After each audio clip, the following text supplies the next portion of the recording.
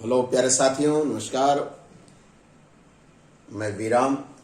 Physics की class 11th में जो चैप्टर स्टार्ट है प्रत्यास्था। प्यारे बच्चों, ये प्यारे साथियों, आपको हम इलास्टिसिटी क्या है, उसकी परिभाषा क्या है,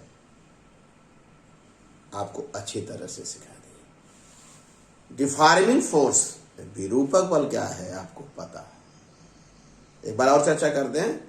जब किसी वस्तु पर हम बाह्य बल लगाते हैं, बाहरी बल लगाते हैं या बल लगाते हैं, उस वस्तु के रूप और आकार में परिवर्तन हो जाता है, जबकि उसकी स्थिति में कोई परिवर्तन, मतलब विराम की अवस्था में विराम, तो विरूपक बल कहते हैं, जिसके कारण उसका रूप आकार बदल जाता है। और प्रत्यास्था की परिभाषा आपको लेक्चर नंबर 1 में है। तो आज का जो लेक्चर नंबर 2 है, क्या है बेटा?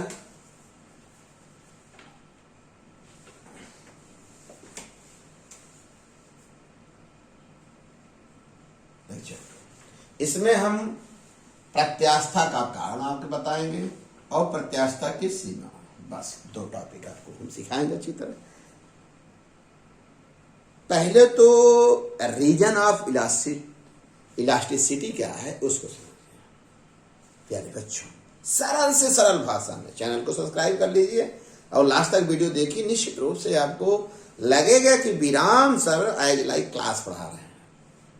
ये देखिए, पदार्थ अणुओं से बना है, ठीक, जैसा कि आप अच्छी तरह से जानते हो। जब पदार्थ अणुओं से बना है, ये भी जानते हैं, 2 अणुओं के बीच एक न्यूनतम और निश्चित दूरी होती है। आपको पता है 2 अणुओं के बीच की वह न्यूनतम दूरी, एक निश्चित और न्यूनतम दूरी होती है, जिस दूरी को आपको पता है क्या कहते हैं बेटा? साम्य दूरी। कौन दूरी बेटा? ये आपको पता है। इस दूरी क्या कहते हैं? साम्य दूरी। इसको R0 से लिखते हो, जानते हो अच्छी तरह से, ठीक। इसके आगे का पॉइंट जरा सीखिए जल्दी से। यदि अणुओं के बीच की दूरी साम्य दूरी से कम भी हो सकती है, ज्यादा भी हो सकती है। सही कह रहे हैं। पदार्थ अणुओं से बना है, अणुओं के बीच 2 अणुओं के बीच की एक निश्चित न्यूनतम दूरी होती है, जिसे साम्य दूरी कहते हैं। यदि अणुओं के बीच की दूरी साम्य दूरी से कम है, ध्यान रखिएगा, किससे? R0 से कम होगा, उसमें रिपल्सन होगा। ध्यान रखिए, यदि 2 अणुओं, पदार्थ के 2 अणुओं के बीच दूरी अगर साम्य दूरी से क्या है? कम है, तो उसमें क्या होगा? रिपल्सन होगा, माने प्रतिकर्षण होगा। और 2 अणुओं के बीच की दूरी, पॉइंट नंबर 2, 2 अणुओं के बीच की दूरी R0 से, माने साम्य दूरी से अधिक होगी, तो उसमें आकर्षण होगा। 2 बातें क्लियर हो गई। अब आइए प्रत्यास्था में। जैसे प्रत्यास्था कारण कैसे है? जब किसी वस्तु को, जैसे मान लीजिए इस वस्तु को है, इसको ऐसे दबाए, जब दबाएंगे तो अणुओं के बीच की दूरी क्या हो जाएगी? दबाने पर जब इसको आपने क्या किया, प्रेस किया, सोचिए जरा, तो जो ये पदार्थ है जिसे बना हुआ है, इनके अणुओं के बीच की दूरी कम हो गई। कहीं हाँ सर, कम तो हो गई। जब कम हो गई, इसका कंसेप्ट है, जब दूरी कम होगी तो क्या होगा? प्रतिकर्षण होगा। इसीलिए जब इसको क्या करेंगे, बाह्य बल हटा लेते हैं, तो अणुओं के बीच जो दूरी कम हुई थी, उसमें क्या होगा? प्रतिकर्षण होगा। बाह्य बल हटाने से उस प्रतिकर्षण के बल के कारण ये अपनी प्रारंभिक अवस्था में लौटे। बस समझ में आई? जैसे इसी को अगर हम खींच देते साहब, सपोर्ट दैट, ये खींच देते, तो अणुओं के बीच की दूरी R0 माने साम्य दूरी से अधिक हो जाती है। कहीं हाँ सर, समझ में आ रहा है? और जब इस खींचना इसको बंद कर देते, जब विरूपक बल जो लगा रहे हैं, जिसके कारण इसका रूप बदल रहा है, इसको क्या कर देते? हटा देते। चूंकि अणुओं के बीच दूरी बढ़ गई थी, स्वयं इसके अंदर, पदार्थ के अंदर क्या आ जाएगा? पदार्थ के अणुओं के बीच आकर्षण आ जाएगा। इस आकर्षण के बल के कारण, इस आकर्षण बल के कारण यह जो हम खींचे थे, वह अपनी प्रारंभिक अवस्था में आ जाती है। इसका मतलब है ये समझ में आया, जब किसी पदार्थ पर बाह्य बल लगाते हैं तो जो पदार्थ है या तो उनके अणुओं के बीच की दूरी बढ़ जाएगी या तो घट जाएगी। उस पदार्थ के भीतर एक आंतरिक प्रतिक्रिया बल काम करेगा। कब? जब उस पर क्या लगाएंगे? विरूपक बल लगा देंगे तब। जैसे मान लीजिए मेरा हाथ ये क्या करिए, ऐंठ दीजिए, जिसका मतलब मेरे हाथ के अंदर जो पदार्थ माने ये मालिक्यूल से पदार्थ के अणु हैं वो क्या कर रहे हैं, क्या लगा रहे हैं? चूंकि अणुओं की बीच दूरी चेंज हो गई होगी, देख रहे कर रहे हैं ना, तो अणुओं की बीच दूरी चेंज हो गई तो माने क्या हो रहा है? प्रतिकर्षण बल। देखिए प्रेस किए हैं, प्रतिकर्षण बल के कारण अंदर के अणु क्या कर रहे हैं? इसको बाह्य माने अपनी प्रारंभिक स्थिति में लाने का प्रयास कर रहे हैं, चूंकि जो बाह्य बल लगाए हैं अधिक है। अगर मान लीजिए मेरा हाथ ऐसे ही होता है, ठीक, इसका मतलब जो बाह्य बल है और पदार्थ के अणुओं पे जो लग रहा है कौन, आंतरिक प्रतिक्रिया बल, दोनों का मान क्या होगा? बराबर होता है। अगर हटा लेते तो क्या होगा?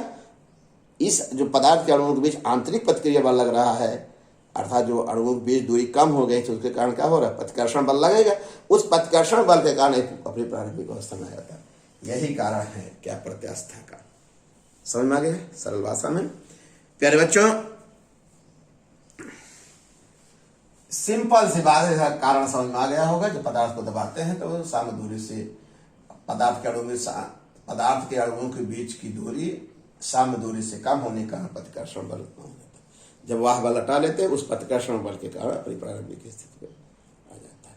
जब खींचते हैं तो अणुओं के बीच दूरी बढ़ जाती है और जिसके कारण पदार्थ के अणु आकर्षण बल। जब हम विरूपक बल हटा लेंगे तो क्या होगा? आकर्षण बल के कारण वस्तु पुनः अपनी प्रारंभिक स्थिति में आ जाएगी। ये पूरी बात आपको कारण समझ में आ गया।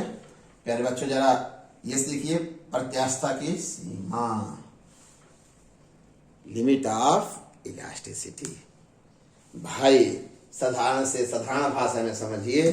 जैसे इस पर हम विरूपक बल लगा रहे हैं, अपनी प्रारंभिक अवस्था में आ जाए, और लगाएं अपनी प्रारंभिक अवस्था में, और लगाएं प्रारंभिक, देख रहे हैं प्रारंभिक अवस्था में नहीं आना। इसका मतलब क्या है? माने जब किसी वस्तु पर विरूपक बल लगाएंगे, सही है, तो हटाएं, विरूपक बल बढ़ाते जाइए, बाह्य बल का बढ़ाते जाइए तो प्रारंभिक स्थिति माने एक विरूपक बल की एक ऐसी अधिकतम, विरूपक बल का एक ऐसा अधिकतम मान होगा मैक्सिमम, वह अपनी प्रारंभिक अवस्था में नहीं लौटेगा। तो विरूपक बल की वह अधिकतम सीमा, विरूपक बल का वह अधिकतम मान जिसके अंदर वस्तु में प्रत्यास्था का गुण बना रहता है। सब नहीं आया? प्रत्यास्था की सीमा क्या है? विरूपक बल की वह अधिकतम मान, डिफॉर्मिंग फोर्स क्या पता है? वह अधिकतम मान जिसके भीतर वस्तुओं में प्रत्यास्था का गुण बना रहा था, अर्थात वस्तु अपनी प्रारंभिक अवस्था में क्या आती है। तो इस सीमा को ही अब ये कह सकते हैं, विरूपक बल के इस अधिकतम मान को ही हम क्या कहते हैं? प्रत्यास्था की सीमा। माने एक लाइन में कह लीजिए, माने विरूपक बल की वह मान जिसके अंतर्गत वस्तुओं में प्रत्यास्था का गुण बना रहता है। क्लियर? समझ आ गया? आपसे कोई पूछे प्रत्यास्था की सीमा क्या है? सिंपल सी बात है। क्लियर हो गया? विरूपक बल का वह अधिकतम मान जिसके अंतर्गत वस्तुओं में किसका गुण बना रहता है? प्रत्यास्था। और जिसके बाद प्रत्यास्था का गुण क्या हो जाता है? समाप्त हो जाता है। वस्तु अपनी प्रारंभिक स्थिति में नहीं लौटती। जैसा कि प्यारे बच्चों साथियों, आपको हमने 3 चीज, अब लेक्चर नंबर 1, लेक्चर नंबर 2 अच्छी तरह से आपने सीखा। मुझे विश्वास है आपको अच्छी तरह समझ। चैनल को अच्छी तरह से सब्सक्राइब करिए और लोगों से कहिए कि सिंपल भाषा में सर बढ़ा रहे हैं, आपको बहुत लाभ होगा। ओके बेटा, धन्यवाद।